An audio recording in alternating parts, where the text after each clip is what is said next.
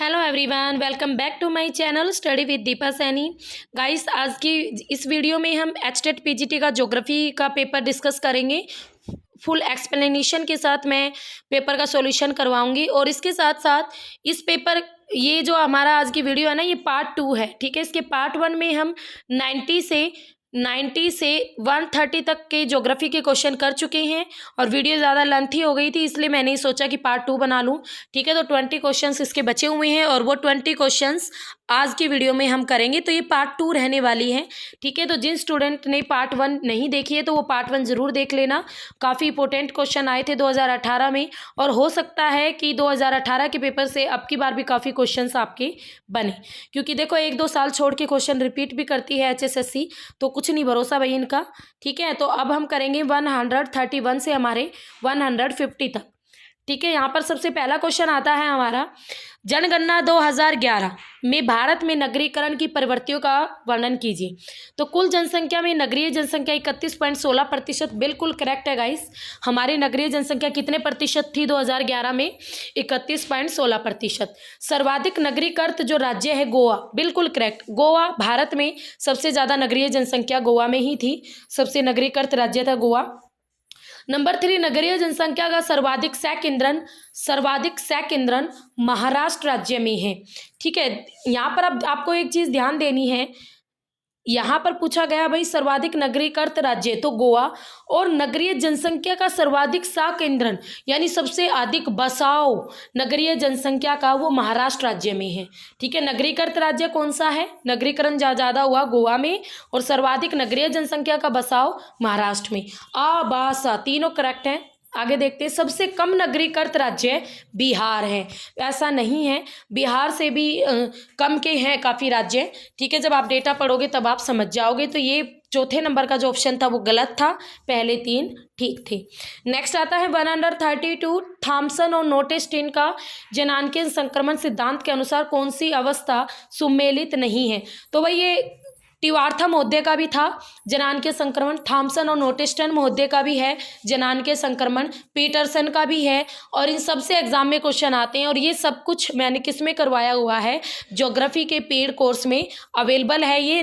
ठीक है, पीजीटी और नेट दोनों में ही। और पीजीटी अगर आप कोर्स लेना चाहते हैं तो बच्चे अभी भी देर नहीं हुई है, आप अचीवर्स एकेडमी ऐप ज्वाइन करें और वहाँ से एक साथ पूरा कोर्स लेकर आप अगर इंपॉर्टेंट थ्योरी भी पढ़कर जाते हो तो भी आपका एचटेट का एग्जाम इजीली क्रैक हो जाएगा। तो देखते हैं यहाँ पर कौन सी अवस्थाएं थी। अवस्था 1, उच्च जन्म दर और उच्च मृत्यु दर। 2, उच्च जन्म दर और मृत्यु दर उच्च परंतु घटती हुई। 3, घटती हुई जन्म दर और मृत्यु दर उच्च। और 4, जन्म दर कम और मृत्यु दर कम। कौन सी अवस्था सुमेलित नहीं है? भाई तीसरी अवस्था में उसने घटती हुई जन्म दर और मृत्यु दर को अधिक दिखाया है ना, ये थॉमसन और नोटेस्टेन के जनांकीय संक्रमण सिद्धांत के अनुसार करेक्ट नहीं है। पहली अवस्था में तो सभी ने ही जन्म दर को भी अधिक दिखाया और मृत्यु दर को भी अधिक दिखाया, सब ने ही, जितने भी थे। ठीक है, टिवार्था, पीटरसन, थॉमसन, नोटेस्टिन, सबका यही हाल था। दूसरी अवस्था में उच्च जन्म दर और मृत्यु दर उच्च परंतु घटती हुई। जन्म दर तो उच्च है ही परंतु मृत्यु दर भी उच्च थी, परंतु धीरे धीरे मृत्यु दर में गिरावट देखी गई। किस वजह से? भाई थोड़ा बहुत डेवलपमेंट आने शुरू हो गया था, अस्पताल खुलने लग गए थे, बीमारियों पर काबू पाना लग गया था, तो ये सारी चीज़ें हो गई थी। तीसरी अवस्था में घटती हुई जन्म दर परंतु मृत्यु दर उच्च। तो यहाँ पर जो ये वर्ड लिख रहा है ना मृत्यु दर उच्च, यही गलत है। भाई जन्म दर तो घटने लग गई थी तीसरी अवस्था में, लोग सचेत हो गए थे कि बढ़ती हुई पॉपुलेशन को रोकना चाहिए, इतनी ज़्यादा पॉपुलेशन ठीक नहीं। ठीक है, बट उसके बावजूद मृत्यु दर भी कम हो गई थी और मृत्यु दर कम हुई।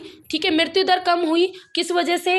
डेवलपमेंट की वजह से, हॉस्पिटल्स की वजह से, लोग मरने कम लग गई, बीमारियों पर काबू पा लिया गया, हैजा, मलेरिया, इन सब पर काबू पा लिया गया। तो तीसरी अवस्था में ये जो वर्ड है ना उच्च, यही गलत है, मृत्यु दर भी निम्न आएगा। ठीक है, और चौथी अवस्था में भाई आपकी जन्म दर तो कम हो ही गई थी और मृत्यु दर भी कम हो जाती है। ये 4 स्टेजेस थी, तो आपको पता चल गया इसमें क्या गलती थी। नेक्स्ट आता है 133, भारतीय जलवायु के कोपेन के वर्गीकरण में AS जलवायु। भाई AS जलवायु बड़ा सिंपल सा है और बार बार रिपीट होने वाला क्वेश्चन है ये। कोंकण तट पर, मालाबार तट पर, कोरोमंडल तट पर, तो तमिलनाडु राज्य के कोरोमंडल तट पर कोपेन महोदय के अनुसार AS प्रकार की जलवायु देखने को मिलती है। A यानी उष्णकटिबंधीय और S दिखाता है समर को, गर्म को। ठीक है, नेक्स्ट आता है 134, भारत में निम्नलिखित उद्योगों में से कौन सा उद्योग पानी का सर्वाधिक उपभोक्ता है, यानी जो पानी का सबसे ज़्यादा कंज्यूमर है, पानी को सबसे ज़्यादा अपने यूज़ में लाया जाता है, ऐसा कौन सा उद्योग है। तो ध्यान से देखो, लोहे और इस्पात, इसमें तो केवल मशीनों को ठंडा करने के लिए चाहिए पानी। कागज़ और लुगदी, इसमें भी पानी चाहिए। वस्त्र उद्योग में भी ज़्यादा पानी नहीं चाहिए, इसमें तो बहुत कम चाहिए। वस्त्र उद्योग में कहाँ पानी की नीड होती है। तापीय ऊर्जा, थर्मल पावर, थर्मल पावर में आपकी पानी की मात्रा अच्छी खासी यूज़ होती है, ठीक है। तो बिजली बनाने में काफ़ी थर्मल पावर्स में आपकी जो बिजली बनाने में तो पानी का सर्वाधिक उपभोक्ता है, इन चारों में से ये है। नेक्स्ट आता है 135, भारत के निम्नलिखित संरक्षित क्षेत्रों पर विचार कीजिए। बांदीपुर, भीतरकनिका, मानस और मनास और सुंदरबन। अब इनमें से बताना हमें कौन सा बाघ संरक्षित घोषित है, जिसमें तो आपका बात करें बाघ संरक्षित, तो भाई ये जो बांदीपुर दिख रहा है, ठीक है, बांदीपुर एक तो है बांधवपुर, बांधवपुर आपका मध्य प्रदेश में पड़ता है और बांदीपुर कर्नाटक का बांदीपुर, तो ये भी आपका बाघ संरक्षित क्षेत्र है। उसके अलावा भाई मानस को तो सब जानते ही हो, असम का मानस, ठीक है, ये भी आपका बाघ संरक्षित क्षेत्र है। और उसके साथ साथ सुंदरबन, सुंदरबन पश्चिम बंगाल में है, ये भी आपका बाघ संरक्षित क्षेत्र है, पर भीतरकनिका आपका बाघ संरक्षित क्षेत्र में नहीं आता।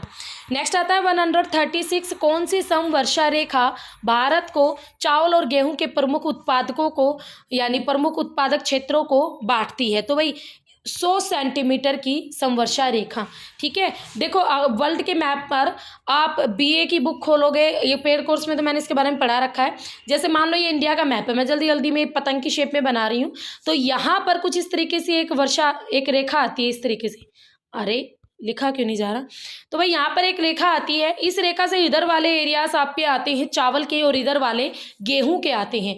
तो ये कहा जाता है कि चावल और गेहूं के उत्पादक क्षेत्रों को बांटती है कौन सी रेखा, 100 सेंटीमीटर वाली समान वर्षा वाली रेखा। समान वर्षा वाली रेखा को क्या कहते हैं, समवर्षा रेखा। पर एग्जाम में हमेशा हिंदी वाला नहीं आता, इंग्लिश वाला आता है, आइसोहर्ट्स, आइसोहर्ट्स, ठीक है, याद रखना इसको। नेक्स्ट आता है क्वेश्चन नंबर 137, मानव भूगोल के अंतर्गत आचार परक व्यवहारवादी पर्यावरण पद शिखर पर लाने वाले थे, यानी व्यवहारवादी उसको पर्यावरण को शिखर पर लाने वाले कौन थे ह्यूमन ज्योग्राफी में, भाई किर्क महोदय थे। ये मैंने अपने कोर्स में पूरा डिटेल से पढ़ा रखा, थॉट ज्योग्राफी का है, जिसमें आपके थॉट ज्योग्राफी में जो निश्चयवाद, संभववाद, नवनिश्चयवाद, व्यवहारवाद, आचारपरकवाद, प्रत्यक्षवाद, संभववाद, ये सब कुछ पूछा जाता है, ठीक है। और ये सारे के सारे पेड कोर्स में अवेलेबल है। और वैसे भाई आपके पास बुक हो तो आप उससे पढ़ो, जिसमें आपको सारा डाटा मिल जाए एक साथ। नेक्स्ट आता है 138, समकाल रेखाएं यानी आइसोक्रोन्स, ये क्या दिखाती हैं। देखो समकाल, काल क्या दिखाता है, काल तो समय को दिखाता है ना, कहते हैं ना भाई काल तेरे सर पे खड़ा है ना, तो काल, काल क्या, काल यानी समय, तो यहाँ पर काल यानी समय, तो भी तो आप कर सकते थे इस क्वेश्चन का आंसर करेक्ट। सर्वाधिक यातायात की प्रवृत्ति, रेल मार्ग और यात्रियों का आवागमन, किसी भौगोलिक क्षेत्र में दिए गए बिंदु से समान समय में पहुंचने वाले स्थानों को मिलाने वाली रेखाएं, तो यही इसका करेक्ट आंसर होगा, उसे कहेंगे समकाल रेखाएं। बिल्कुल समान टाइम पर, एक साथ टाइम पर पहुंचने वाले स्थानों को मिलाने वाली रेखाएं होती हैं समकाल रेखाएं। नेक्स्ट आता है 139, भूस्थैतिक उपग्रहों के बारे में निम्नलिखित कथनों का परीक्षण कीजिए। इन्हें लगभग 36,000 भूस्थैतिक, देखो भूस्थैतिक यानी जियो स्टेशनरी सैटेलाइट, 36,000 किलोमीटर की तुंगता यानी ऊंचाई पर इन्हें अप्रोक्सीमेटिकली भाई आपका स्थापित किया गया है। बिल्कुल करेक्ट है गाइस, बार बार ये क्वेश्चन रिपीट होता है आपका कि जियो स्टेशनरी कितने किलोमीटर की ऊंचाई पर। जीपीएस अलग है, वो आपके कम पे होते हैं 24,000 समथिंग, और आपके जियो स्टेशनरी सैटेलाइट अलग है। नेक्स्ट, पृथ्वी की घूर्णन दिशा के समान दिशा में ही ये आपके क्या करते हैं, अगर हम बात करें दिशा में ही ये आपके परिक्रमण करते हैं। तो हाँ बिल्कुल सही, जैसे जैसे हमारी पृथ्वी इधर घूमते हैं ना पश्चिम से पूर्व की ओर, उसी तरीके से ये भी घूमते हैं, तभी तो ये किसी एरिया की हमें एग्जैक्ट जानकारी प्राप्त करके देंगे। इनका कोणीय वेग पृथ्वी के समान होता है, इनका वेग भी पृथ्वी के समान ही छोड़ा जाता है, ताकि तभी तो मैच हो पाएगी दोनों का। और एक उपग्रह पृथ्वी के आधे भाग को ढक सकता है, ये भी करेक्ट है। तो ये चारों ही स्टेटमेंट आपकी करेक्ट है।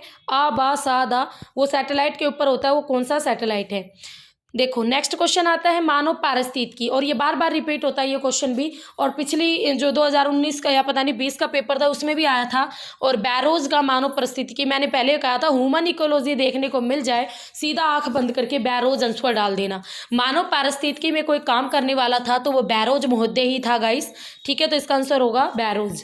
नेक्स्ट आता है निम्न को सुमेलित कीजिए और कोड का उपयोग करते हुए सही उत्तर का चयन कीजिए। तो यहाँ पर ये आपके सामने है थ्योरीज, ठीक है, और ये थ्योरीज वाले भी, तो देखते हैं क्या रहता है। अमलैंड थ्योरी, नगरीय उपांत क्षेत्र, सन नगर और मैगोलोपोलिस। तो अमलैंड थ्योरी थी भाई एलिंग्स की, नगरीय उपांत था किसका, स्मिथ महोदय का, सन नगर गिडीज की थी, और मैगलोपोलिस जो अवधारणा थी वो जीट गोटमैन की थी, ठीक है, तो जीट गोटमैन की थी। तो राइट आंसर होगा हमारा ऑप्शन ए। तो ये थी ये सारी थ्योरीज, ये आई थिंक आपकी जो पॉपुलेशन ज्योग्राफी है ना उसका क्वेश्चन है, ये उसी से निकला हुआ, ठीक है, तो इसको भी ध्यान से कर लेना। नेक्स्ट आता है क्वेश्चन नंबर 142, भारत सरकार सी बकथोर्न की खेती को प्रोत्साहित कर रही है। सी बकथोर्न, इस पौधे की क्या उपयोगिता है? ये न्यू क्वेश्चन है भाई, आपका करंट से क्वेश्चन डाला था एग्जामिनर ने। यह मृदा अपरदन को काबू में करने और मरुस्थलीकरण को रोकने में सहायक है। पौधे की बात करें, यह बायोगैस का एक संपन्न स्रोत है, इसकी पोषण की दृष्टि से उपयोगिता है और इसकी लकड़ी का वाणिज्य मूल्य बहुत अधिक है। तो अभी तो है ना, जो गवर्नमेंट जो भी काम करेगी ना वो केवल पर्यावरण को ध्यान में रख के करेगी, ठीक है, तो मृदा अपरदन को काबू में कर ले, और आपका जो ये डेजर्ट वाला एरिया बढ़ता जा रहा है ना उसको कहीं ना कहीं रोकने में ये पौधा सहायक है। नेक्स्ट, इसमें इसकी जो पोषण की दृष्टि से है ना इसकी उपयोगिता अधिक है, तो ये दो ऑप्शन ठीक रहेंगे।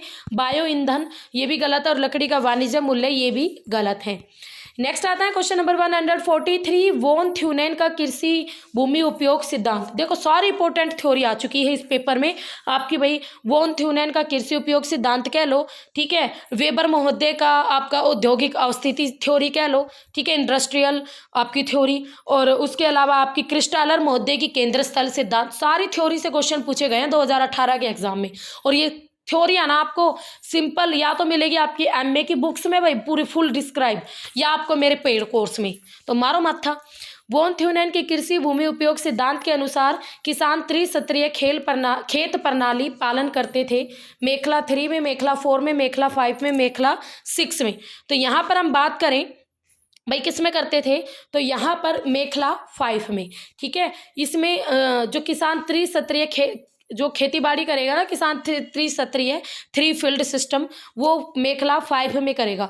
इसने 6 मेखला बनाई थी कुछ इस तरीके से, ठीक है, और बीच में इसने बाजार को दिखाया था, बाजार के आसपास में किसान क्या बोता है भाई, ऐसी चीज़ें बोता है साग सब्जी जो जल्दी से, दूध दाद जो जल्दी से ख़राब हो जाते हैं ना, ताकि जल्दी से बाजार को उनके पास पहुंचा दूँ, और जितना बाजार से दूरी होगी उतनी ही दूरी पर जैसे भाई गेहूँ चावल इस तरीके की फसलें बोता है। तो ये 2 लाइनों में था इसका सिद्धांत, मैंने आपको बता दिया है। अब ये सेक्टर से रिलेटेड क्वेश्चन है, और ये क्वेश्चन तो सभी बच्चों को आता ही है, हमें बताना है इनमें से हाँ what one of the following is not match, भाई जो ठीक नहीं है वो बताना है।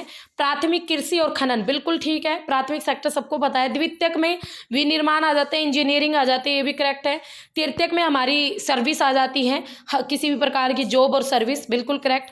चौथे में उच्च स्तरीय निर्णयकर्ता और नीति निर्धारक, ये 5वें में आते हैं भाई, चौथे में नहीं आते, तो ये हमारा गलत है। पंचम में आते हैं जो आपके होते हैं ना पॉलिसी मेकर, पॉलिसी को बनाने वाले, ये सारे।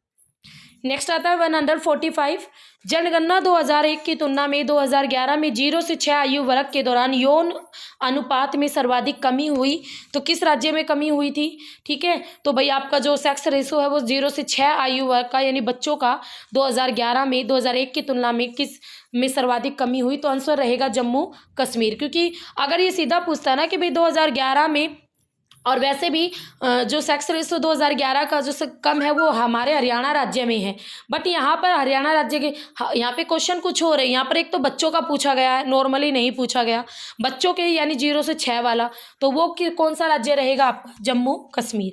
नेक्स्ट आता है क्वेश्चन नंबर 146, निम्न में से कौन सा सेट भारत में एल्यूमिनियम उद्योग का सही प्रतिनिधित्व करता है।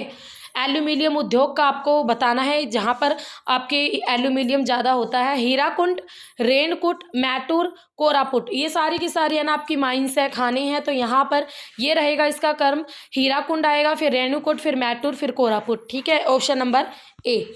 नेक्स्ट आता है क्वेश्चन नंबर 147, मराकीबो झील और ओरिनिको बेसिन महत्वपूर्ण क्रूड तेल यानी कच्चा तेल उत्पादक क्षेत्र है। भाई ओरिनिको बेसिन, ये ओरिनिको बेसिन कौन सी रिवर का है? कैरो नदी का। और कैरो नदी, ठीक है, जिसके ऊपर क्या है आपका एक वाटरफॉल भी है, एंजिल वाटरफॉल। कैरो नदी जिसका संसार का सबसे अधिक ऊंचाई वाला वाटरफॉल भी है, एंजिल वाटरफॉल। ठीक है, इसके लिए भी फेमस है। और कैरो नदी का है ओरिनिको बेसिन। और कैरो नदी बहती कहाँ है? वेनेजुएला में। जब मैंने वर्ल्ड ज्योग्राफी पढ़ाई थी ना, तो उसी से ये क्वेश्चन आया हुआ है। अगर आपको कैरो नदी पता है, ओरिनिको बेसिन पता है, तो आप सीधा डाल दोगे ओरिनिको बेसिन तो भाई वेनेजुएला में है, तो आंसर सीधा हमारा वेनेजुएला। और मराकीबो झील भी वेनेजुएला में है। ठीक है, तो इस तरीके से आपके क्वेश्चंस एक दूसरे से रिलेट करते हैं। नेक्स्ट आता है क्वेश्चन नंबर 148, भारत में रेलवे का प्रति 1000 वर्ग किलोमीटर क्षेत्र में घनत्व सर्वाधिक है। भारत में बताना है, जो रेल है 1000 वर्ग किलोमीटर प्रति क्षेत्र में भी उससे भी अधिक घनत्व है। एक तो पंजाब में और दूसरा पश्चिम बंगाल में, वेस्ट बंगाल में। तो ये रहेगा इसका करेक्ट। ठीक है, नेक्स्ट क्वेश्चन आता है 149, भूमध्य सागरीय कृषि की निम्नलिखित विशेषताओं को प्रशिक्षण कीजिए। यह उच्च विशेषीकृत वाणिज्य कृषि का प्रतिनिधित्व करती है। अन्न और सब्जी उपजाना, सीमित पशुपालन और विटीकल्चर। तो आपको बताना है ये जो भूमध्य सागरीय जो कृषि होती है। नेक्स्ट क्वेश्चन आता है भाई, भूमध्य सागरीय कृषि की निम्नलिखित विशेषताओं का प्रशिक्षण करें। यह उच्च विशेषीकृत वाणिज्य कृषि का प्रतिनिधित्व करती है। अन्न और सब्जी उपजाना, सीमित पशुपालन और विटीकल्चर। अब भूमध्य सागरीय कृषि, अब आपको इसके बारे में थोड़ा पता होना चाहिए। तो सबसे पहले तो देखो, भूमध्य सागरीय जो कृषि है ना, ये आपकी वाणिज्यिक कृषि यानी वो कृषि जो कि ज़्यादा उत्पादन करते हैं, किस लिए? बेचने के उद्देश्य यानी व्यापार करने के उद्देश्य से, उसका बिल्कुल अच्छा प्रतिनिधित्व करती है भूमध्य सागरीय कृषि। दूसरा, अन्न भी उपजाते हैं और उसके साथ साथ सब्जी भी लगाते हैं, तो दोनों ही करेक्ट है। तीसरा, पशुपालन कम करते हैं भाई, और फलों की खेती भी करते हैं यानी विटीकल्चर। आप अंगूर की खेती और खट्टे फलों की खेती के लिए भी फेमस है भूमध्य सागरीय कृषि। द, ये इसका आंसर रहेगा ऑप्शन नंबर अ। नेक्स्ट आता है 150 और ये है हमारा लास्ट क्वेश्चन, मानव विकास रिपोर्ट। देखो, मानव विकास सूचांक रिपोर्ट, ये आपका 2018 में भी क्वेश्चन आया, 2019 में भी आया। ठीक है, आई थिंक 2019 में नहीं था, 2020 में था। तो मानव विकास सूचांक रिपोर्ट के बारे में आप सब कुछ पढ़ के जाओगे पेपर देने से पहले। भारत की रैंकिंग क्या है और कौन इस UNDP के द्वारा ये रिपोर्ट प्रस्तुत की जाती है, और भाई 2018 में क्या थी, 19 में क्या थी और 20 में क्या है। तो ये तीनों चीज़ें आपको पता होनी चाहिए ह्यूमन डेवलपमेंट इंडेक्स के बारे में। तो 2018 की बात करें तो 130वीं रैंकिंग पे था इंडिया। ठीक है, और 2019 में 129वें पर पहुंच गया था। तो भाई ये थे आपके 150 क्वेश्चंस। आशा करते हो आपको क्वेश्चन समझ में आ गए हैं सारे, कोई इशू नहीं होगा। कोई इशू हो तो कमेंट कर देना। और इसके साथ साथ भाई PGT कोर्स लेना चाहते हो तो अचीवर्स अकेडमी पर ज्वाइन कीजिए, या फिर आप मुझे कॉल भी कर सकते हो 9728771666। ये मेरा फ़ोन नंबर है। आपको पेड कोर्स से संबंधित कुछ भी पूछना हो तो आप मुझे भी कॉल कर सकते हो। ठीक है, तो फिर मिलेंगे, तब तक के लिए have a nice day. Okay, bye bye, see you.